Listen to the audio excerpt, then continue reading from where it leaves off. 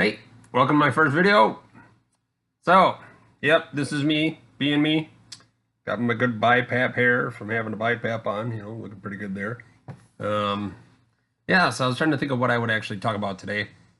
Something that's been on my mind this morning has been kind of heavy, but I don't know if I should launch on one so deep and tough.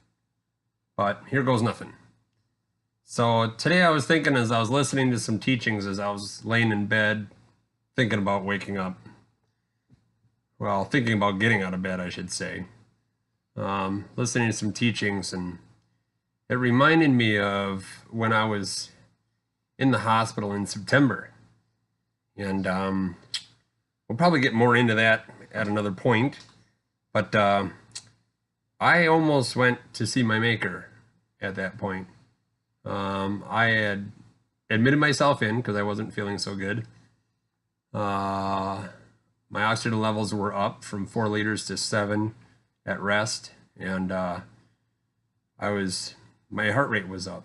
So I knew there was something going on. I had some infection brewing. So they put me in. The following day, it went from 7 to 15 over a few hours' time, and it wasn't enough. So they rushed me down to the ICU, and boy, it is history from there. I kept going down and down and down, and almost went to heaven. So, but during all that, during the sedation, during the intubation, during the attempts at recovery, I had a lot of different experiences. Some were really hard, some were really scary. But the one that I'm going to talk about now is after I recovered, after they pulled me off of the intubation, they were trying to get me to start breathing on my own again, but I wasn't quite doing it, and I wasn't wanting to take my own breaths correctly. They wanted to re-intubate, and my mom was really having a hard time with it because she didn't know what to do. She knew what my wishes were, she knew what she wanted, and they didn't agree. And she asked that they just wait, and she just sat and prayed and prayed. At that time, in my world, I was not with it. I wasn't connecting to anything going on here on this planet. I was lost in hallucinations.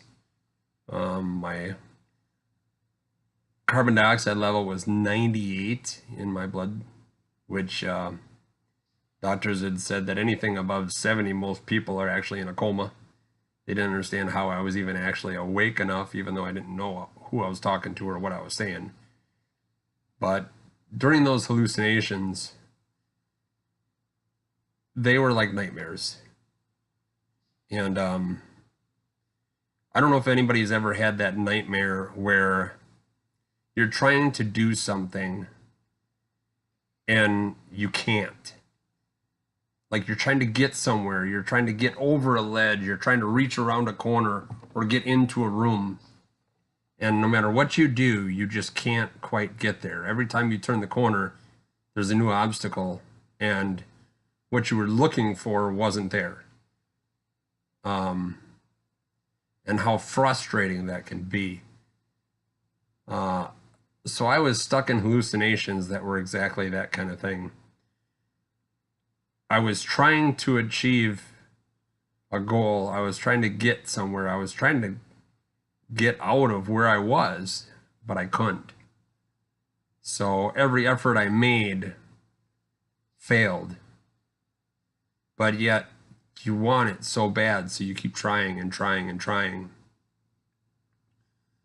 And I remember as I got so far into it, eventually I started not wanting to try anymore because I knew that I wasn't in the real world. I knew that it wasn't real, but it kept repeating. And I would, in my hallucinations, I would try to close my eyes and open them and hope that I was somewhere that I recognized. But every time I opened them, I was in a different room, I was in a different place. Nothing looked familiar.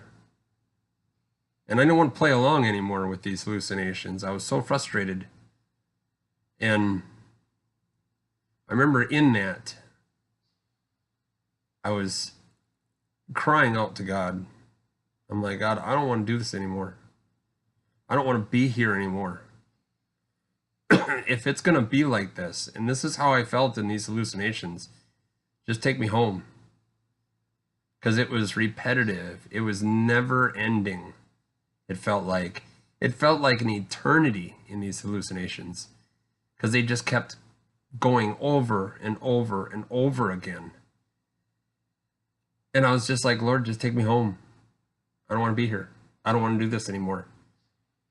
And otherwise, Lord, you got to reset me. You got to put me back. You got to get me back to reality. Reset me, please. Because I'm gone. I'm not in reality, and I don't know where it is, and I don't know how to get there.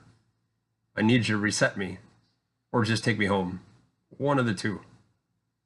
And I remember just crying out every time I'd close my eyes and I'd open them again. I was like, no.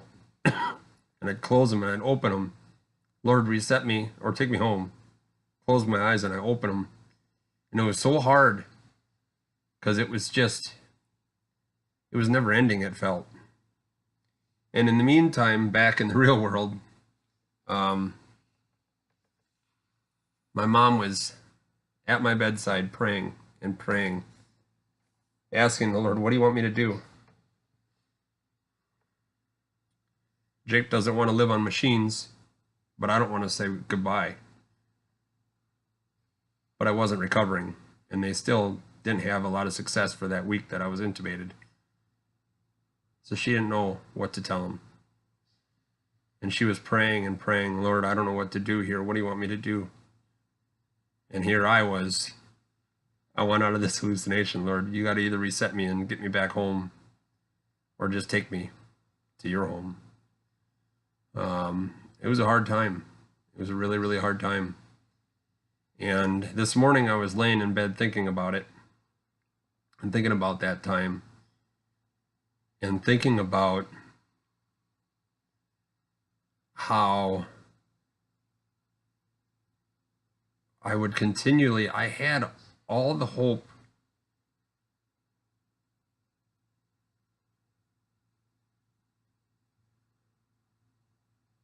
that I would get there.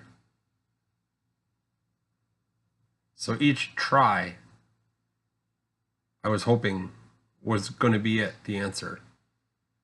But then it was a constant fail.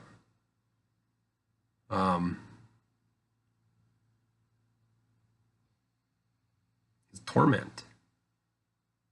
It was real torment. And it got me thinking about the people who aren't going to be going to heaven when their day comes. The ones who have rejected God and Christ and said, I don't want any part of you, and I'll take hell.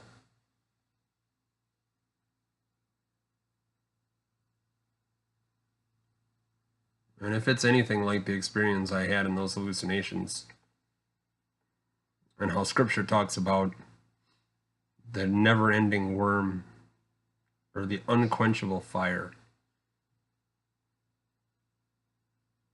it scares me to think about.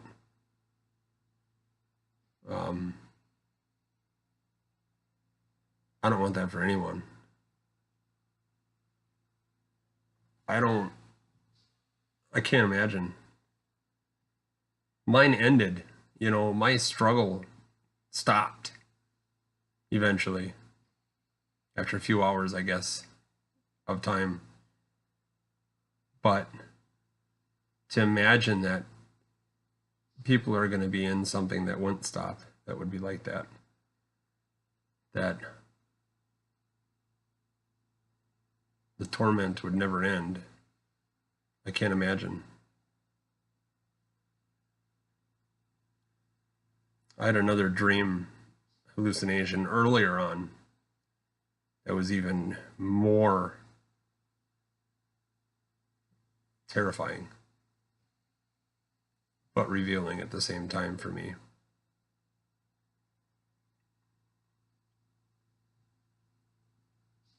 Lord, I don't want anybody to have to go through anything like that for eternity. Yeah, I don't know. So that was my ponderings this morning as I laid in bed, thinking, listening to teachings, trying to understand more and more about Scripture and the Lord, and reflecting on my experiences.